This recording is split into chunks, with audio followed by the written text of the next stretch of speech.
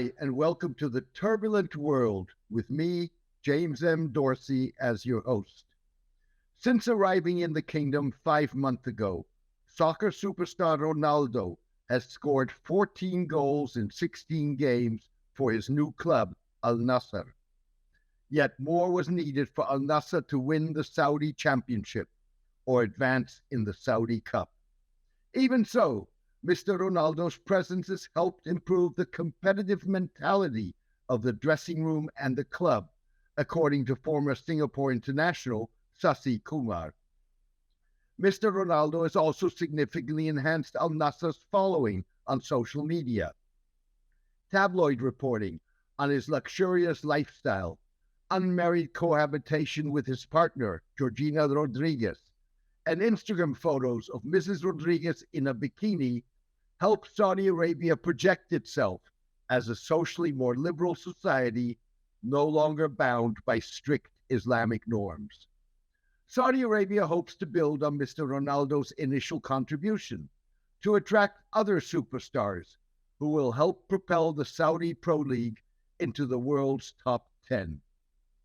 Former Real Madrid forward Karim Benzema has signed a deal to join the kingdom's Al Ittihad Football Club on a 3-year deal. As part of its effort, the kingdom this week transferred ownership of its 4 top clubs, including Al Nassr and Al Ittihad, to its sovereign wealth fund, the Public Investment Fund, or PIF.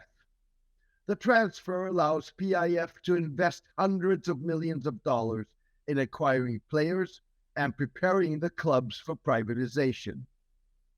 Mr. Ronaldo has a $225 million 3-year contract with Al Nassr. Officials did not disclose Mr. Benzema's salary.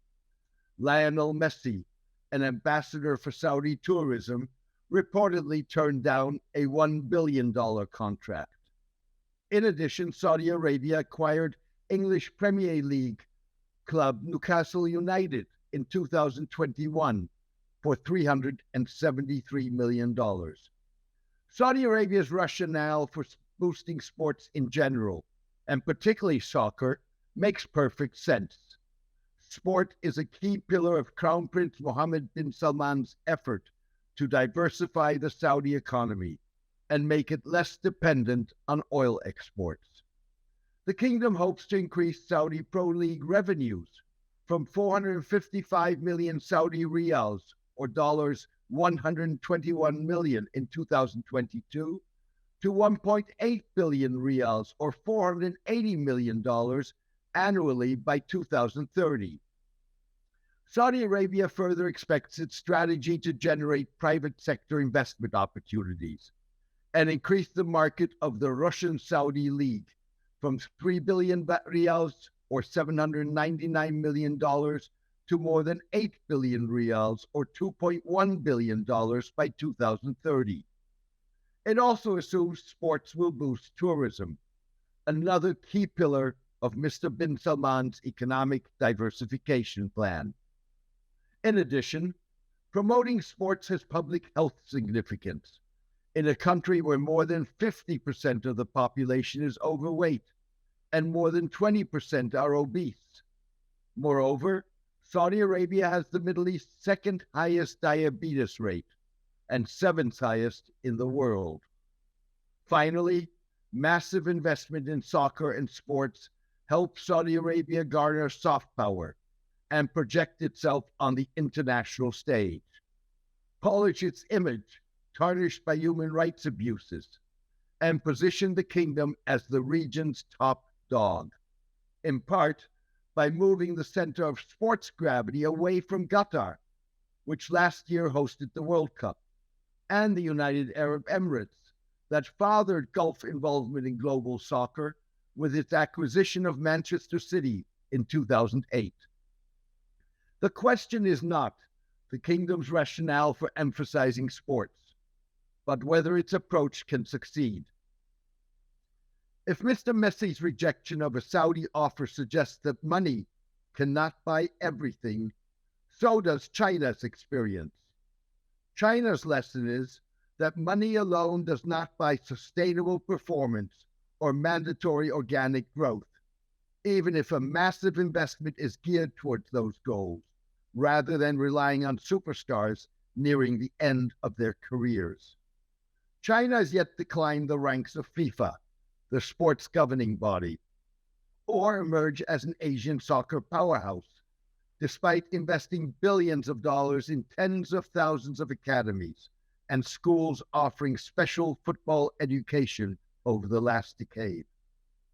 This week's merger between Gulf's PGA Tour, the long-standing organizer of the sport's flagship events, and Live Golf, its Saudi-backed $405 million 14-tournament league rival, tells a similar story. The merger is as much a tale of the kingdom successfully wielding its financial muscle to gain substantial influence as it is a story of money buying a lot, but not everything. Money allowed Saudi Arabia to grease the merger and improve its weak negotiating position. 2 years into its existence, Live Golf signed top players with mouth-watering financial packages, but failed to attract corporate sponsors and new star players and garner credible television ratings. In addition, litigation threatened to put the PIF's secretive decision-making in the public domain after a U.S. federal judge ordered the fund to answer questions and produce evidence as part of the discovery process in a legal battle between Live and PGA. The merger ended the litigation that could have led to Live Golf being deemed a foreign influence campaign in the United States. This would have meant that its U.S. employees had to register as foreign agents under the Foreign Agent Registration Act, or FARA. In another dent in its sports splits, Saudi Arabia suffered a setback when Egypt withdrew from plans to be part of a joint bid that would also include Greece for hosting the 2030 World Cup. The withdrawal undermined Saudi hopes of circumventing standard FIFA practice to rotate tournaments among regions by packaging its bid as a tri-continental offering. In principle, FIFA's practice would have mitigated against awarding the tournament to a Gulf state so soon after the Qatar World Cup. To secure buy-in from its proposed partners, the kingdom had reportedly agreed to foot Egypt and Greece's infrastructure and other costs in exchange for the right to host most 2030 World Cup matches. Setbacks notwithstanding, Saudi Arabia is set to make a continued splash with its high-profile, well-funded sports initiative that also includes the hosting of multiple global and regional events, such as this year's FIFA Club World Cup, the 2027 Asian Cup, and chess, boxing, and horse racing tournaments, as well as potential bids for the acquisition of Formula One and World Wrestling Entertainment, all of which will keep the kingdom, already a regional soccer powerhouse, in the limelight. What it will not do is ensure that Saudi Arabia becomes an all-round sports performance dynamo and a major top-level international competitor. Saudi investment in infrastructure and sports academies is a key step in that direction. The kingdom has already embarked on that road. Nevertheless, the ultimate litmus test of the kingdom's sports strategy will be the development of a sports culture in which Saudis excel at the grassroots and elite level, rather than employing financial muscle to purchase sports prominence off the shelf. Thank you for joining me today. I hope you enjoyed today's column and podcast. Twice weekly, my syndicated column and podcast offers an acclaimed, fresh, and independent perspective on the geopolitics, as well as the politics of religion and sports in the Middle East, Eurasia, and beyond. For the past 12 years, I have maintained free distribution as a way of maximizing impact. I am determined to keep it that way. However, to do so, I need the support of a core of voluntary paid subscribers, to cover the cost of producing the column and podcast. If you believe that the column and podcast add value to your understanding and that of the broader public, please consider becoming a paid subscriber.